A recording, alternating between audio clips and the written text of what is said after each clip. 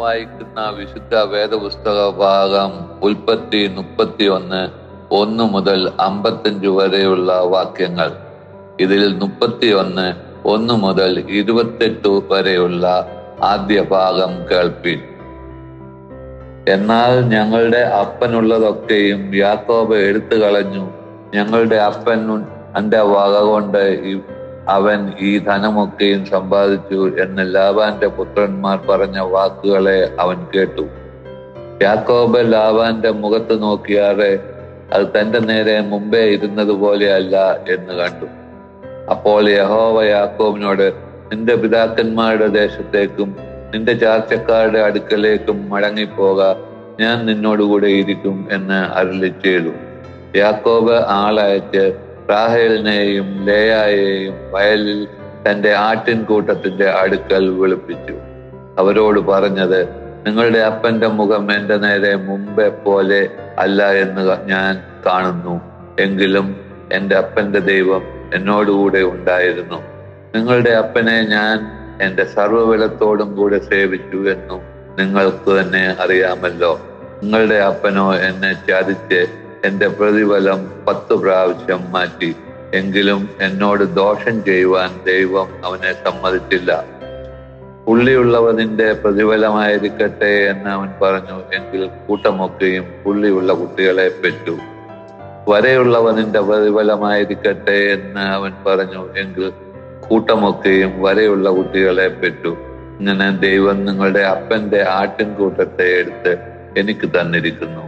ആടുകൾ ചെനയേൽക്കുന്ന കാലത്ത് ഞാൻ സ്വപ്നത്തിൽ ആടുകളിന്മേൽ കയറുന്ന മുട്ടാടുകൾ വരയും പുള്ളിയും മറുവും ഉള്ളവ എന്ന് കണ്ടു. ദൈവത്തിന്റെ ദൂതൻ സ്വപ്നത്തിൽ എന്നോട് യാക്കോബേ എന്ന് വിളിച്ചു. ഞാൻ ഇതാ എന്ന് ഞാൻ പറഞ്ഞു. അപ്പോൾ അവൻ, നീ തലപൊക്കി നോക്കുക, ആടുകളുടെ മേൽ കയറുന്ന മുട്ടാടുകളൊക്കെയും വരയും പുള്ളിയും മറുവുമുള്ളവയല്ലോ. ലാബാൻ നിന്നോട് ചെയ്യുന്നതൊക്കെയും ഞാൻ കണ്ടിരിക്കുന്നു. നീ തൂണിനെ അഭിഷേകം ചെയ്യുകയും എന്നോട് നേർച്ച നേടുകയും ചെയ്ത സ്ഥലമായ ബേഥേലിന്റെ ദൈവമാകുന്നു ഞാൻ. ആകയാൽ നീ എഴുന്നേറ്റ് ഈ ദേശം വിട്ട് നിന്റെ ജന്മസ്ഥലത്തേക്ക് മടങ്ങിപ്പോക എന്ന് കൽപ്പിച്ചിരിക്കുന്നു. റാഹേലും ലേയായും അവനോട് ഉത്തരം പറഞ്ഞത്, അപ്പന്റെ വീട്ടിൽ ഞങ്ങൾക്ക് ഇനി ഓഹരിയും അവകാശവും ഉണ്ടോ? അവൻ ഞങ്ങളെ അന്യരായിട്ടല്ലയോ വിചാരിക്കുന്നത്? ഞങ്ങളെ വിറ്റു വിലയും എല്ലാം തിന്നു കളഞ്ഞുവല്ലോ. ദൈവം ഞങ്ങളുടെ അപ്പന്റെ പക്കൽ നിന്ന് എടുത്തു കളഞ്ഞ സമ്പത്തൊക്കെയും ഞങ്ങൾക്കും ഞങ്ങളുടെ മക്കൾക്കും ഉള്ളതല്ലോ. ആകയാൽ ദൈവം എന്നോട് കൽപ്പിച്ചതൊക്കെയും ചെയ്തു കൊള്ളുക. അങ്ങനെ യാക്കോബ് എഴുന്നേറ്റ് തന്റെ ഭാര്യമാരെയും പുത്രന്മാരെയും ഒട്ടകപ്പുറത്ത് കയറ്റി തന്റെ കന്നുകാലികളെയൊക്കെയും താൻ സമ്പാദിച്ച സമ്പത്തൊക്കെയും താൻ പദ്ദൻ ആരാമിൽ സമ്പാദിച്ച മൃഗസമ്പത്തൊക്കെയും ചേർത്തുകൊണ്ട് കനാൻ ദേശത്ത് തന്റെ അപ്പനായ ഇസ്ഹാക്കിന്റെ അടുക്കൽ പോകുവാൻ പുറപ്പെട്ടു. ലാബാൻ തന്റെ ആടുകളെ രോമം കത്രിപ്പാൻ പോയിരുന്നു. റാഹേൽ തന്റെ അപ്പനുള്ള ഗ്രഹവിഗ്രഹങ്ങളെ മോഷ്ടിച്ചു. താൻ ഓടിപ്പോകുന്നത് യാക്കോബ് അരാമ്യനായ ലാബാനോട് അറിയിക്കായകയാൽ അവനെ തോൽപ്പിച്ചായിരുന്നു പോയത്. ഇങ്ങനെ അവൻ തനിക്കുള്ള സകലവുമായി ഓടിപ്പോയി. അവൻ പുറപ്പെട്ട് നദി കടന്ന് ഗിലെയാദ് പർവ്വതത്തിനു നേരെ തിരിഞ്ഞു. യാക്കോബ് ഓടിപ്പോയി എന്ന് ലാബാനും 3-ാം ദിവസം അറിവ് കിട്ടി. ഉടനെ അവൻ തന്റെ സഹോദരന്മാരെ കൂട്ടിക്കൊണ്ട് 7 ദിവസത്തെ വഴി അവനെ പിന്തുടർന്നു. ഗിലെയാദ് പർവ്വതത്തിൽ അവനോടൊപ്പം എത്തി. എന്നാൽ ദൈവം രാത്രി സ്വപ്നത്തിൽ അരാമ്യനായ ലാബാന്റെ അടുക്കൽ വന്ന് അവനോട്, നീ യാക്കോബിനോട് ഗുണമെങ്കിലും ദോഷമെങ്കിലും പറയാതിരിപ്പാൻ സൂക്ഷിച്ചു കൊള്ളുക എന്ന് കൽപ്പിച്ചു. ലാബാൻ യാക്കോബിനോടൊപ്പം എത്തി. യാക്കോബ് പർവ്വതത്തിൽ കൂടാരം അടിച്ചിരുന്നു. ലാബാനും തന്റെ സഹോദരന്മാരുമായി ഗിലെയാദ് പർവ്വതത്തിൽ കൂടാരം അടിച്ചു. ലാബാൻ യാക്കോബിനോട് പറഞ്ഞത്, നീ എന്നെ ഒളിച്ചു പൊയ്ക്കളയുകയും എന്റെ പുത്രിമാരെ വാളാൽ പിടിച്ചവരെ പോലെ കൊണ്ടുപോവുകയും ചെയ്തത് എന്ത്? നീ എന്നെ തോൽപ്പിച്ച് രഹസ്യമായിട്ട് ഓടിപ്പോവുകയും ഞാൻ സന്തോഷത്തോടും സംഗീതത്തോടും മുരജത്തോടും വീണയോടും കൂടെ നിന്നെ അയപ്പാൻ തക്കവണ്ണം എന്നെ അറിയിക്കാതിരിക്കുകയും എന്റെ പുത്രന്മാരെയും പുത്രിമാരെയും ചുംബിപ്പാൻ എനിക്ക് ഇടവരാതിരിക്കുകയും ചെയ്തത് എന്ത് പോഷത്വമാകുന്നു നീ ചെയ്തത്. ഇവിടെ ആദ്യ ഭാഗം അവസാനിക്കുന്നു. ഇന്ന് വായിക്കുന്ന വചന രണ്ടാം ഭാഗം ഉൽപ്പത്തി പുസ്തകം 31 അധ്യായം 29 മുതൽ 55 വരെയുള്ള വേദവാക്യങ്ങൾ കേൾപ്പീൻ.